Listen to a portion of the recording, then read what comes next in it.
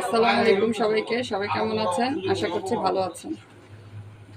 গরুর মাংস দিয়ে, কোরবানির মাংস দিয়ে আর কি তেহারি রান্না করছি। ভিডিওটা আমি প্রথমে করতে পারিনি, ব্যস্ততার কারণে এখন একটু ফুটেজ নিয়ে নিচ্ছি শেয়ার করার জন্য আপনাদের সাথে। বাসায় মেহমান আসছে, এই জন্য তেহারি রান্না করছি।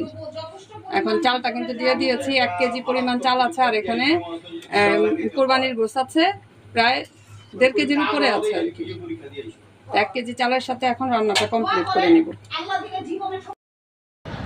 সবকিছু এখানে এখন খাওয়া দাওয়ার জন্য গুছগাছ করে নিচ্ছি।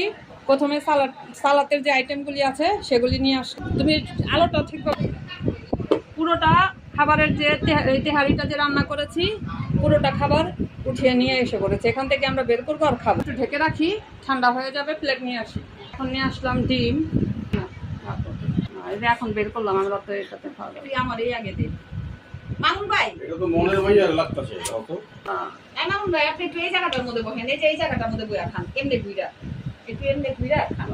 আরে সমস্যা নাই, না এমনি বুইড়া খাও। আমি চেহারা দেখে ডাক্তার আছি, খালি ডাক্তার আছি আর ওইসে বুইড়া আলু আলু দিবারো। হ্যাঁ হ্যাঁ, বাদ বাদ বাদ বাদ বাস নাই ভাই, নামাই আর শুরু হয়ে গেছে।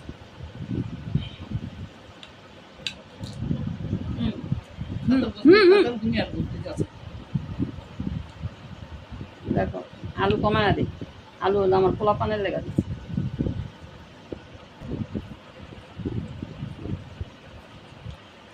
এই বস্তু এইটা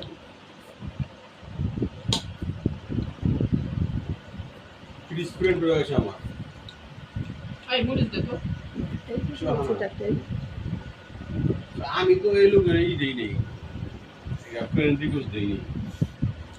এই ক্যামেরা দিছিল দাদু বসু।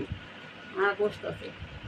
আমার ছেলের জন্য প্লেট আনছি, কারণ ছেলে হলো মানে মাংসটা পছন্দ করে না, এই জন্য ওর জন্য কিন্তু ডিম না, ছেলেকে দিব পুরোটা ডিম।